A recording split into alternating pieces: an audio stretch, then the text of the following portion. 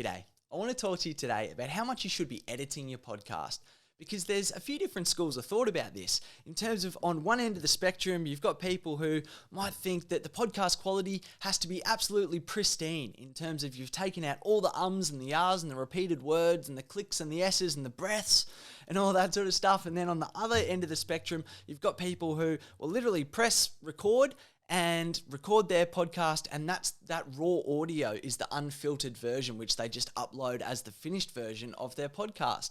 So I want to tell you what I think about this, and I want to just quickly start by showing you a clip from the TV show Family Guy.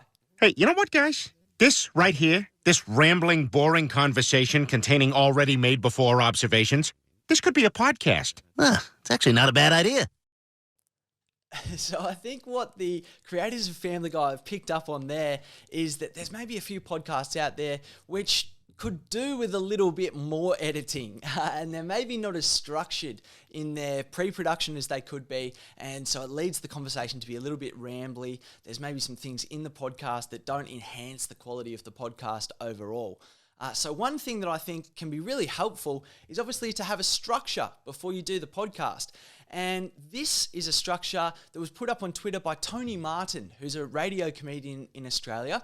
And he had a live radio show called Get This with Ed Cavalier on Triple M. And this was the structure for a 2-hour episode of his show. So one thing that you can notice is that it's only a couple of pages for 2 hours. So he does have a structure, but it's not a structure that he's going to be too rigidly tied to. He's able to freestyle, he's able to go down rabbit holes and talk about essentially whatever he wants to at the time, but he knows roughly the main information that is worth covering in the podcast, or in this case in his radio show.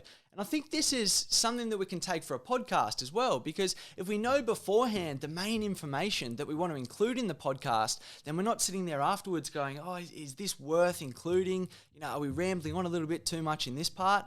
One thing I heard, which I think is very true, is that the editing process should be used for polishing and not fixing the podcast recording. So I think the more that we can have a structure beforehand, the more that we can identify the key pieces of information, roughly what it's going to look like in terms of the order, and obviously there's a whole range of room to freestyle from there, but it helps a lot in the editing process because, you know, for example, you can just take out those ums, ahs, you can take out the sort of bits that maybe aren't as relevant to the structure that you've set up before the podcast. So hopefully this has helped you a little bit. I know that the people from Family Guy certainly have one way of going about their podcast, and I think that you should really consider something similar in terms of editing your podcast a little bit too.